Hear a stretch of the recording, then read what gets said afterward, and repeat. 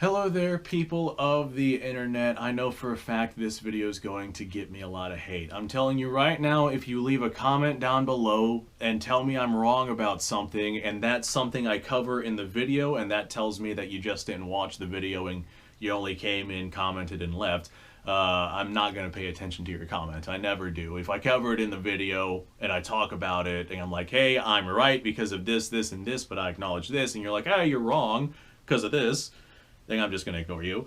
So the best SHTF combo, like ammunition combo for the average person, not the advanced gunslinger, not the tactician, not the sniper, not the DMR guy, but for the average person, the person who, I mean, hell, most of your average people haven't even held a gun before. Most of your average people really can't shoot beyond 100 yards all that effectively. For the average person, I would say that the best ammo combination is going to be 22 long rifle and 9mm, and I want you guys to listen as to why before you go telling me that I am wrong. So first things first, we're going to cover 22 long rifle. You can get a lot of ammo for not a lot of money, and it's accurate enough and capable enough at the distances that most people can shoot at. And with proper shot placement, and there's that whole argument there of proper shot placement, it should be able to do pretty much what 95% of people need a cartridge to be able to do. I wouldn't exactly want to use this against deer, but people have been using it to, like, say, poach deer for many years, and if it didn't work, then they wouldn't use it. So it is possible. Not ideal, but it is possible. But the fact that you can get a lot of ammunition for a very small amount of money is one of the reasons why 22 long rifle absolutely shines. Not only that, but you can carry a lot of ammo on your person too. Like this right here is 500 rounds of ammo, probably a little more because every time I have spare 22 long rifle, I just kind of sprinkle it into this little jar.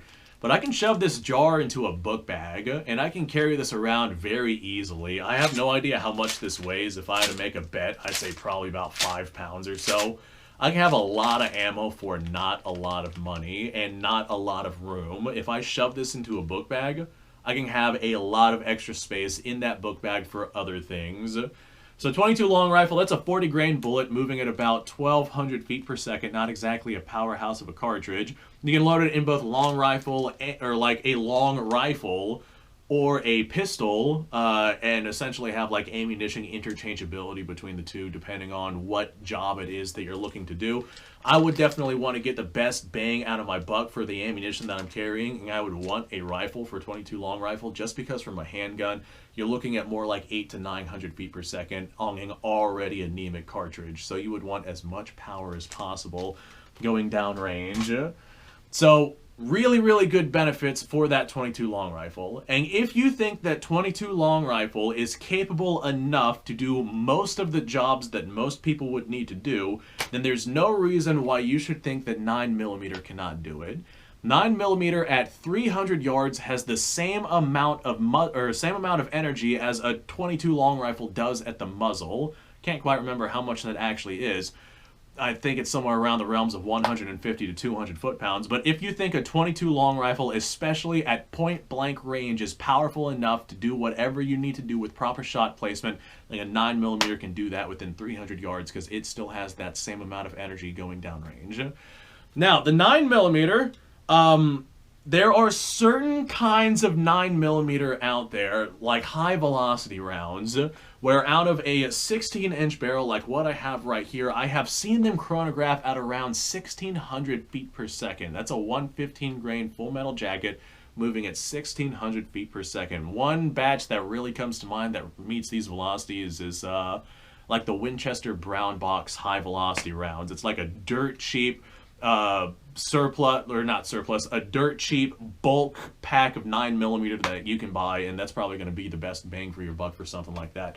But a 115 grain full metal jacket at 1,600 feet per second from a long barrel like this, there's very little that you would not be able to do at the distances that most people could shoot at. I would not feel bad at taking a deer with a 9mm with an effective round like that. I have no doubts in my mind whatsoever that with proper shot placement, putting that bullet in the right place, that thing is going to drop. On top of that, if you want more power in your cartridges, there's like plus P loads, which a lot of your carbines are rated for. And if you shove a plus P load into a, the carbine that you're shooting, you're looking at something more along the lines of a 147 grain bullet going downrange, which is quite a deal heavier than those 115 grains that you're going to most commonly normally find. Now, 9mm is about the same weight as 5.56, so why would you bother with that lower powered 9mm round in comparison to something like a 5.56 round? Well, kind of for the same reason why you would want to carry around a bunch of 22 long rifle. I get that 9mm is about the same weight, but it is a significantly smaller size. In a box of 59mm rounds, you could fit, well, that box of 59mm rounds is approximately the same size as, say, a box of 25.56 rounds. So you could carry a lot of 9mm ammunition in the same size space as you would be carrying that 5.56 ammunition. It's just a far more compact, smaller bullet that is still effective out to the ranges that most of us would need a bullet to be effective out to.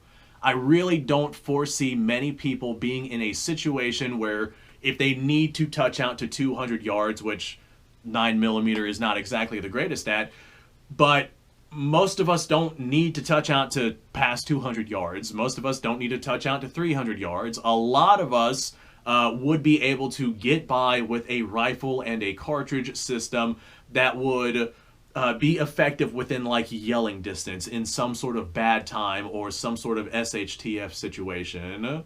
Now, if you are in an area where you are very likely to come across somebody with a full power rifle who might be shooting across like the open plains of the Midwest or something like that, where making very long range shots might be far more common, then the 9mm might not be for you. But for a huge number of us, the likelihood of us coming across something that, a 9mm PCC would not be able to handle is exceptionally small. The likelihood of the average person going up against a game animal that a 9mm at practical distances with proper shot placement would not be able to put down is exceptionally small. 9mm has a lot of benefits, especially if you're using a plus P plus round or like high velocity full metal jackets for really adequate penetration with really good velocity. There's a lot of really good 9mm rounds out there that are very capable and very accurate, assuming that your firearm is accurate and you are accurate as a person. You can touch out to several hundred yards with a 9mm round from a long barrel like this right here, and you can even have that same 9mm ammunition loaded into your sidearm. There's very effective 9mm sidearms out there that are essentially set up as very modern, very capable handguns, very good for defensive purposes, and very good for what most people would need a handgun to do. Now, if you're going to be, say, defending yourself against grizzly bears or something like that, 9mm can absolutely do that, especially if you're using higher pressure, higher velocity rounds like those 147 grains. There's very adequate 9mm out there. 9mm has kind of gotten a bad reputation because a lot of people base the capabilities of that 9mm off of that 1200 feet per second 115 grain full metal jacket. But bullet technology and cartridge technology has advanced so far in the past couple of decades that it is almost unreal. So if you get proper 9mm and you know how to use and accurately shoot your rifle, then you should be able to touch out to some fair distances and put a fair amount of energy down on target. On top of all of that, you have the benefits of having 9mm be much more compact than even an intermediate caliber cartridge, and it's also significantly cheaper. Like, for example, the cheap bulk 9mm that you can find is like 20 to 25 cents per shot versus like the cheapest 5.56 that you can find, which is probably about 50 cents a shot. So for every one round of 5.56, you could have 2 rounds of 9mm. And the odds of you encountering something that would require you to put rounds down range, odds are that 9mm would be able to be effective in that situation. 5.56, yeah, you could do the job with that. But the 9mm, if you could do the job with that 9mm, I would much rather have the double amount of ammunition because it's still good enough to be able to do that job. So like I said earlier, I'm sure this video is going to get me some hate. I have no doubts about that whatsoever. Just the average person does not possess the skills necessary to be able to utilize cartridges that are more powerful and more capable than 9mm. And the benefits of a 9mm handling like 95% of what any of us would ever need a cartridge to be able to handle, on top of the availability of 9mm and the price point of 9mm and the compact nature of 9mm, it just has so many benefits going for it. Combine that with a .22 long rifle, like if I had, say, 200 rounds of 9mm and like a Winchester white box brick, right?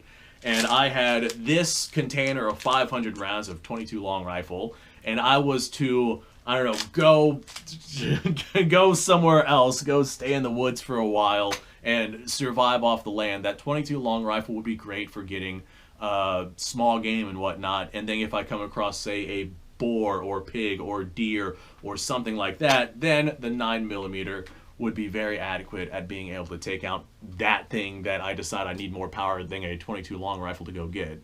I've seen people put down like boar and pig and deer and whatnot with like .22 magnums, and it's very effective. 9mm would also be very effective. Or I've seen some people use 380 ACP. As a matter of fact, I know somebody who put down a boar with a 380 ACP tumble upon impact round, and those things are absolutely terrifying. If you haven't seen tumble upon impact ammunition, I recommend going to check it out, because that's some scary stuff. But the point is, 9mm, capable enough to handle most situations that most people would come across. And if you need the ability to, well, if you need something that has more power and more capability than 9mm, then the odds of the average person even having the skill set to be able to utilize whatever other platform it is that we're discussing here is exceptionally low. Like, the odds of somebody being able to effectively utilize the full range capabilities of a 5.56 out to like 600 yards, exceptionally low. It takes training and time and effort and persistence to be able to learn how to shoot at long distances like that. Or let alone something like a 308 touching out to 900 yards, 1,000 yards. It takes a lot of effort and skill to get to that point, and most people just don't live and breathe guns like, say, me and you probably do. Which is why most people can't shoot beyond 200 yards. Most people can't shoot beyond 100 yards, and those are well within the realms of the capabilities of the 9mm, especially plus P or high velocity stuff. So thanks for watching. Appreciate your time. Like, subscribe, share. Description below is a link to all sorts of stuff. Go check it out. You guys go off. Have yourself a fantastic day. I'll see you on the next episode.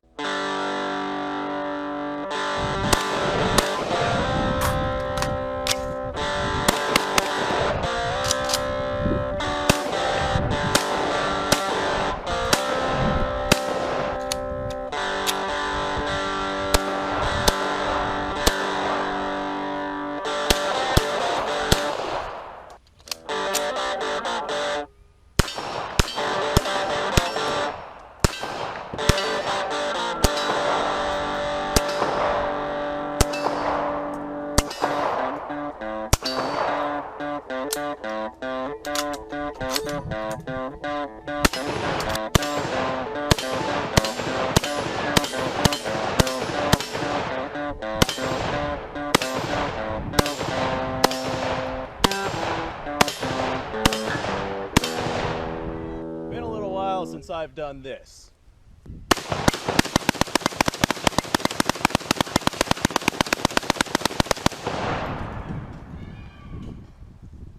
Bonnie and Clyde be damned.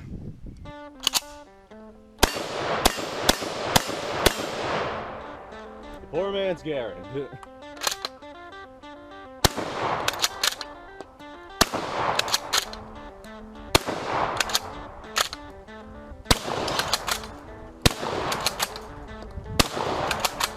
It's a shame that bolt-action shotguns aren't more mainstream.